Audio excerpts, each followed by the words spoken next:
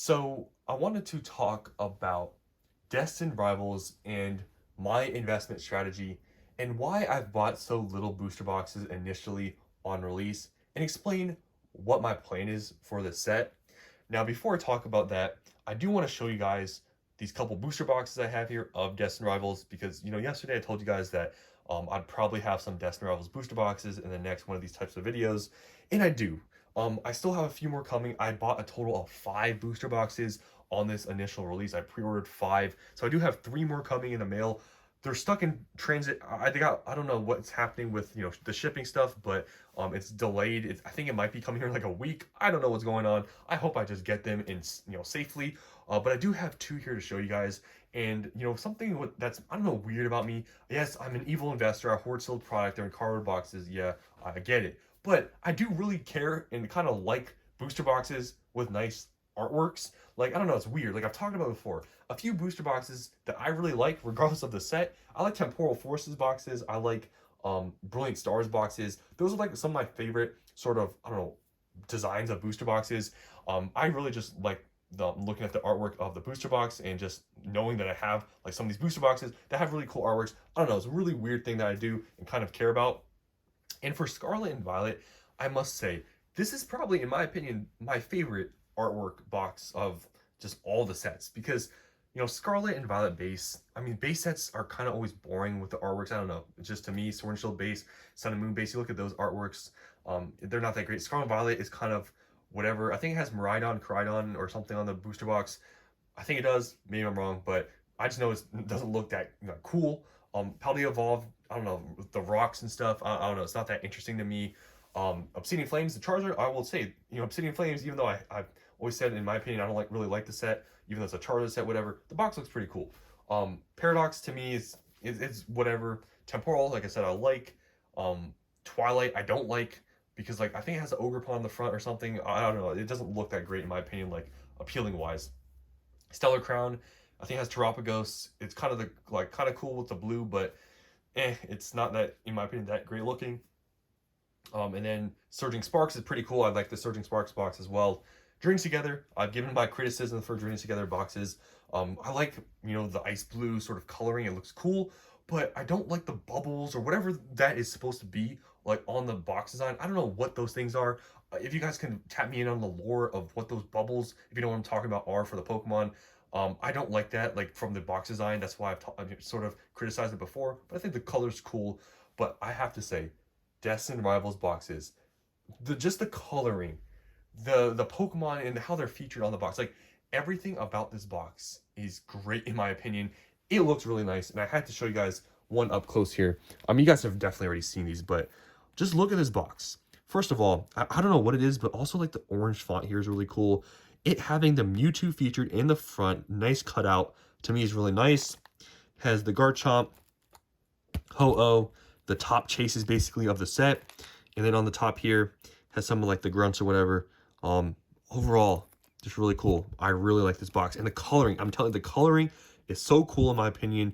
What is this, like sort of like shades of red, purple? I don't know, this box to me in the like kind of black, I think this, in the long run, you look at this box, right? Just imagine this box in like 5 years from now. Just looking at this design. I think this is a really great box. Just the design, regardless of whatever the set you want to complain about, maybe the artworks and stuff.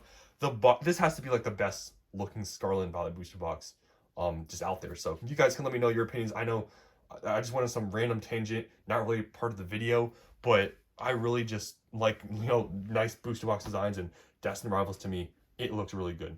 So, anyways, getting on to the main point of the video, I just rambled about booster box designs for the past 4 minutes. But anyways, I want to talk about, I guess my investment strategy here. So, like I said, I bought 5 booster boxes. In my opinion, at least, for me, like 5 booster boxes isn't that much because I've bought way more of some other sets previously.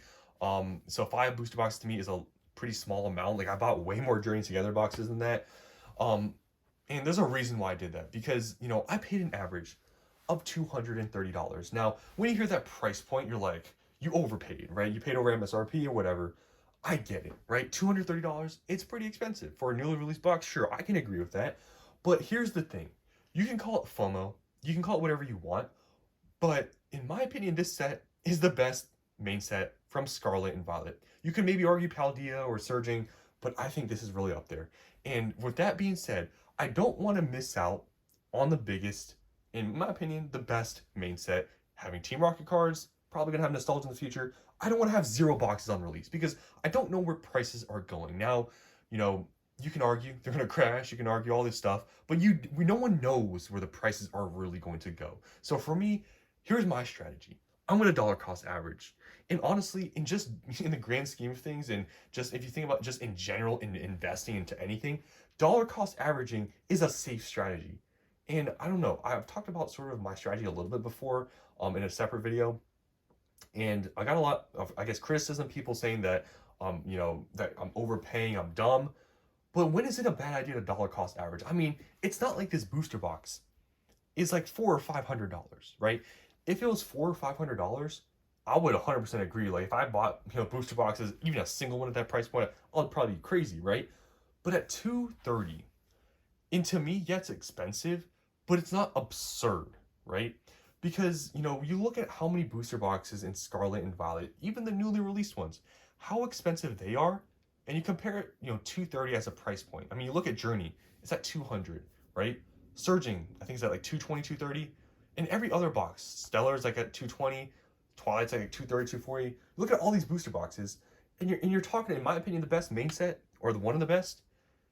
I mean, yeah, it's newly released. Will it get restocked, reprinted? Sure, yeah, it will.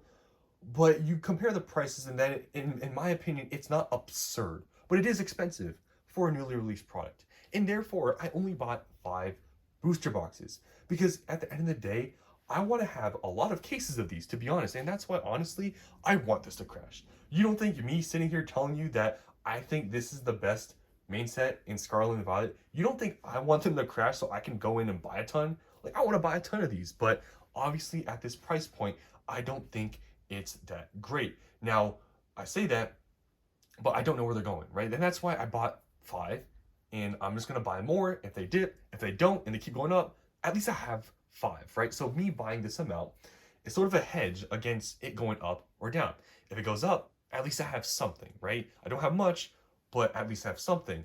However, if it goes down, which hopefully happens, right? I want to buy more of these. If they go down, I didn't overpay on a lot of them, right? Because 5 booster boxes is not a large amount.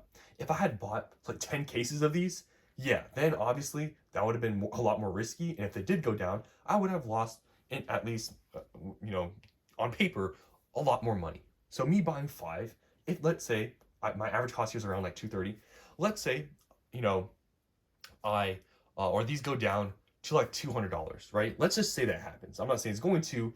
Let's say it does. So I pay an average of 230, right? And they go to 200.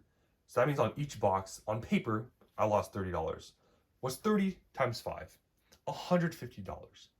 Paper loss, right? Is that the end of the world, losing, $150 paper? To me, not really, right? And let's just take it more extreme. Let's say they go to MSRP, which obviously I think is a drastic thing to even talk about, but let's say theoretically, right? That means on each box, I would have lost, what would that be? $70? What's 70 times 5? $350? Is that a drastic amount of money?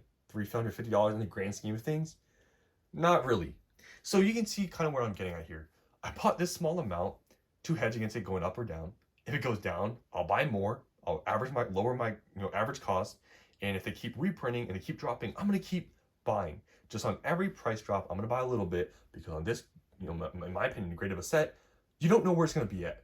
People can call for MSRP and all these sorts of things, but guess what? There's been previous sets in the past that have gone above MSRP and never gone back. So I don't know where the bottom is. So in my opinion, I feel like if you really are buying 0 boxes, right? And you bought 0 boxes and you're holding on to the, chance that this goes to MSRP, I honestly feel like as an investment strategy, that is a lot more risky in terms of, I guess, just in just percentages and probability of that happening, right?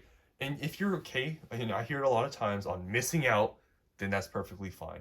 Because technically, if you never buy anything, you'll never lose any money technically. But for this great of a set, I feel like the strategy of buying 0 boxes until it goes to MSRP is a lot more risky, just with missing opportunity, because you really don't know where the bottom is. If anyone out there is guaranteeing you that this is going to crash or this is going to go to this price point, I don't know what to tell you, right? Because for me, I don't think it's going to happen just based on looking at Journey and all these other sets.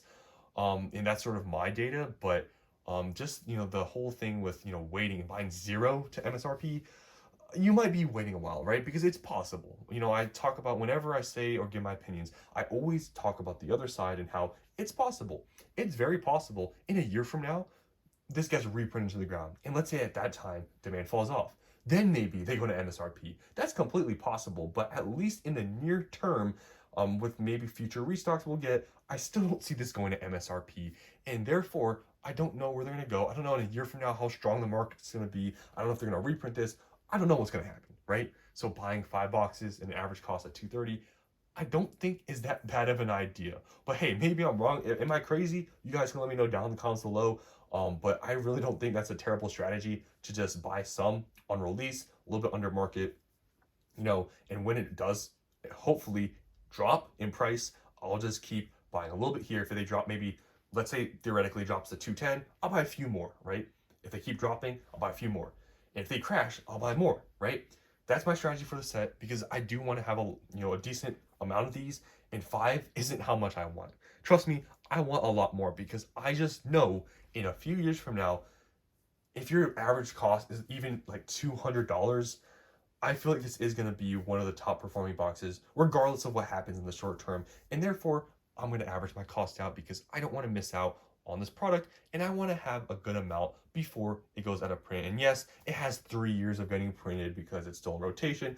Yes, I understand, but like I said, in past history, there has been instances where some products, some specific sets, don't go to MSRP, regardless if they can get reprinted for X amount of years. Nothing is guaranteed with reprinting. Just because it can get reprinted doesn't mean it will. Pokemon may have very different ideas of what they want to do versus what you think they should do, and you just never know. So those are my thoughts in my investment strategy with Destined Rivals. You guys can let me know what you think. Do you think it's smart to dollar cost average? Or in this case, is it smarter to just sit out and not buy a single thing and wait for it to go to MSRP? But like I said, in my opinion, I feel like that strategy, there could be a lot of lost opportunity with that mindset, because you just look at everything else in Scarlet and Violet and nothing's MSRP. I mean, if you're betting on maybe in a year from that happening, that's more possible, but at least in the near future, I just don't see it happening. So that's all I wanted to talk about here today. Let's just take one last look at this booster box, because honestly, I just want to have a ton of these boxes because the box design's so cool. Like, I know it's like a really strange thing, but just look at this box. It actually just looks so cool in my opinion. Yeah, just really cool box. So that's all I want to talk about here. Hope you guys enjoyed. I hope I get those boxes that are in transit. I hope they're not lost. I think maybe it's some shipping delay maybe at the warehouse. Hopefully it's just that, because I want them to come safe. And yeah, so those are my boxes. Let me know what you guys think. Am I weird for talking about box designs for so long? But I just really think this looks cool. So that's all I want to talk about here. Hope you guys enjoyed, and I'll see you guys in the next one.